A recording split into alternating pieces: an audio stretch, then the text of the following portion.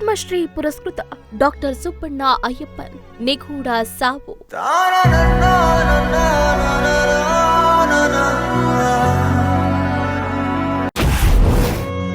ಕೃಷಿ ವಿಜ್ಞಾನಿ ಕಾವೇರಿ ನದಿಯಲ್ಲಿ ಶವವಾಗಿ ಪತ್ತೆ.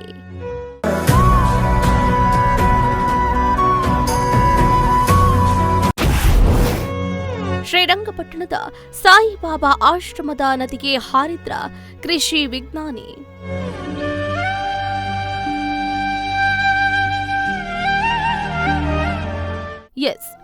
ನಾಪತ್ತೆಯಾಗಿದ್ದ ಖ್ಯಾತ ಕೃಷಿ ವಿಜ್ಞಾನಿ ಪದ್ಮಶ್ರೀ ಪುರಸ್ಕೃತ ಡಾಕ್ಟರ್ ಸುಬ್ಬಣ್ಣ ಅಯ್ಯಪ್ಪನ್ ಅವರು ಜಿಲ್ಲೆಯ ಶ್ರೀರಂಗಪಟ್ಟಣದ ಸಾಯಿ ಆಶ್ರಮದ ಬಳಿ ಕಾವೇರಿ ನದಿಯಲ್ಲಿ ಶವವಾಗಿ ಪತ್ತೆಯಾಗಿದ್ದಾರೆ.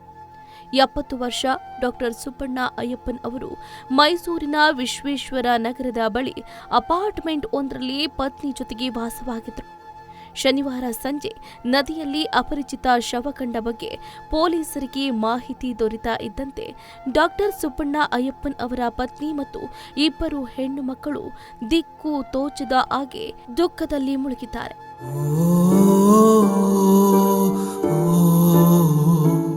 ಹೌದು, ಪ್ರಾಥಮಿಕ ತನಿಖೆಯ ಪ್ರಕಾರ ಅವರು 3 ದಿನಗಳ ಹಿಂದೆ ಆತ್ಮಹತ್ಯೆಯನ್ನ ಮಾಡಿಕೊಂಡಿರಬಹುದು ಅಂತ ಹೇಳಲಾಗ್ತಾ ಇದೆ. ಡಾಕ್ಟರ್ ಸುಬ್ಬಣ್ಣ ಅಯ್ಯಪ್ಪನ್ ಅವರಿಗೆ ಅಂತಹದ್ದೇನಾಗಿತ್ತು?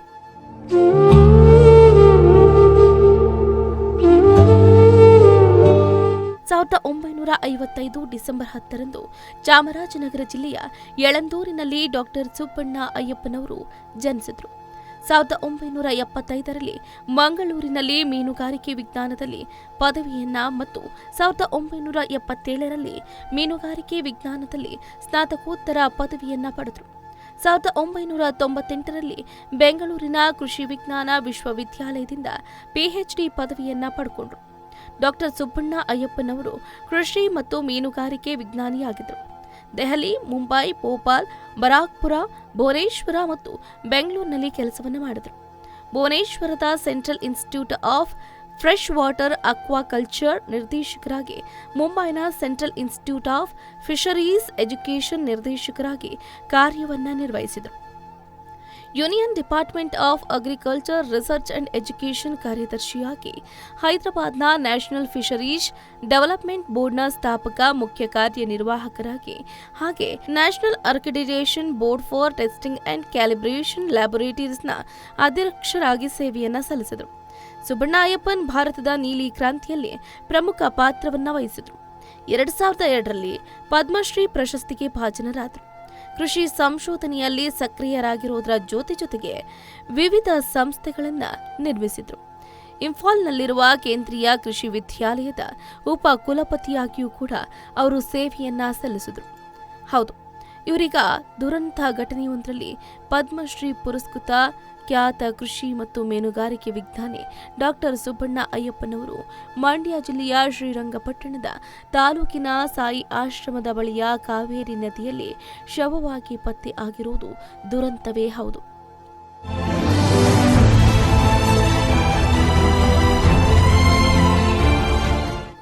ಮೈಸೂರಿನ ವಿಶ್ವೇಶ್ವರಯ್ಯ ನಗರದಲ್ಲಿರುವ ಅಪಾರ್ಟ್ಮೆಂಟ್ನಲ್ಲಿ ಪತ್ನಿಯೊಂದಿಗೆ ವಾಸಿಸ್ತಾ ಇದ್ದ ಡಾಕ್ಟರ್ ಅಯ್ಯಪ್ಪನ್ ಮೇ 7ರಂದು ನಾಪತ್ತೆಯಾಗಿದ್ದರು. ಸ್ವಲ್ಪ ಸಮಯದ ನಂತರ ಅವರ ಕುಟುಂಬವು ವಿದ್ಯಾರಣ್ಯಪುರಂ ಪೊಲೀಸ್ ಠಾಣೆಯಲ್ಲಿ ವ್ಯಕ್ತಿ ನಾಪತ್ತೆ ಅಂತ ದೂರನ್ನ ದಾಖಲಿಸಿತು. ಪೊಲೀಸರ ಪ್ರಕಾರ ಸಾಯಿ ಆಶ್ರಮದ ಬಳಿ ತೇಲ್ತಾ ಇರುವ ಶವದ ಬಗ್ಗೆ ಸ್ಥಳೀಯರೊಬ್ಬರು ಪೊಲೀಸರಿಗೆ ಮಾಹಿತಿಯನ್ನು ನೀಡಿದರು. ಅಧಿಕಾರಿಗಳು ಸ್ಥಳಕ್ಕೆ ಧಾವಿಸಿ ಅದು ಡಾಕ್ಟರ್ ಅಯ್ಯಪ್ಪನ್ ಅವರದ್ದೇ ಅಂತ ದೃಢೀಕರಿಸಿದರು. ಅವರ ಸ್ಕೂಟರ್ ಕೂಡ ನದಿಯ ದಡದ ಬಳಿ ನಿಂತಿರುವುದು ಕಂಡುಬಂದಿದೆ. ಪ್ರಾಥಮಿಕ ತನಿಖೆಗಳು 3 ದಿನಗಳ ಹಿಂದೆ ಆತ್ಮಹತ್ಯೆ ಮಾಡಿಕೊಂಡಿರಬಹುದು ಅಂತ ಸೂಚಿಸಿವೆ. ಅದ್ಯಾಗೂ ಸಾವಿಗೆ ನಿಖರವಾದ ಕಾರಣಗಳನ್ನು ಕಂಡುಹಿಡಿಯುವುದಕ್ಕೆ ಪೊಲೀಸರು ತನಿಖೆಯನ್ನು ಮುಂದುವರೆಸಿದ್ದಾರೆ. ಮೃತದೇಹವನ್ನು ಮರಣೋತ್ತರ ಪರೀಕ್ಷೆಗಾಗಿ ಕೆಆರ್ ಆಸ್ಪತ್ರೆಯ ಶವಾಗಾರಕ್ಕೆ ಸ್ಥಳಾಂತರಿಸಲಾಗಿದೆ. ಡಾಕ್ಟರ್ ಅಯ್ಯಪ್ಪನ್ ಅವರ ಸಂಬಂಧಿ ಮತ್ತು ವಕೀಲ ಶ್ರೀನಿಧಿ ವಿಜ್ಞಾನಿ ಧ್ಯಾನಕ್ಕಾಗಿ ರಾಮಕೃಷ್ಣ ಮತ್ತು ಸಾಯಿ ಆಶ್ರಮಗಳಿಗೆ ನಿಯಮಿತವಾಗಿ ಭೇಟಿ ನೀಡ್ತಾ ಇದ್ರು ಅಂತ ಹೇಳಿದರು. ಅಷ್ಟೇ ಅಲ್ಲದೆ ಭಾರತದಾದ್ಯಂತ ವಿವಿಧ ಪ್ರತಿಷ್ಠಿತ ಹುದ್ದೆಗಳಲ್ಲಿ ಸೇವೆಯನ್ನ ಸಲ್ಲಿಸಿದವರಿವರು.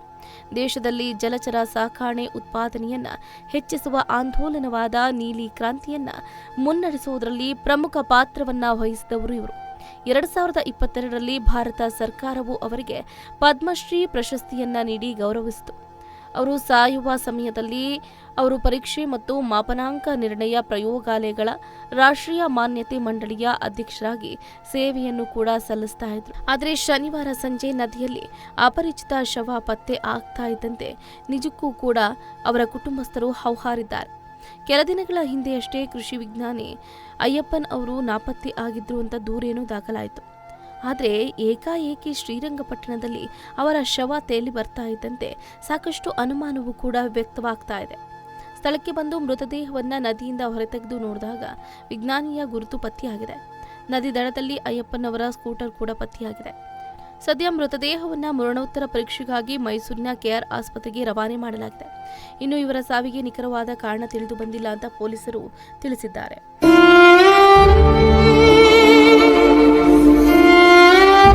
ಒಟ್ಟಾರೆಯಾಗಿ ಪದ್ಮಶ್ರೀ ಪುರಸ್ಕೃತ ಕೃಷಿ ವಿಜ್ಞಾನಿ ಡಾಕ್ಟರ್ ಸುಬ್ಬಣ್ಣ ಅಯ್ಯಪ್ಪನ್ ನಿಗೂಢ ಸಾವನ್ನಪ್ಪಿದ್ದಾರೆ.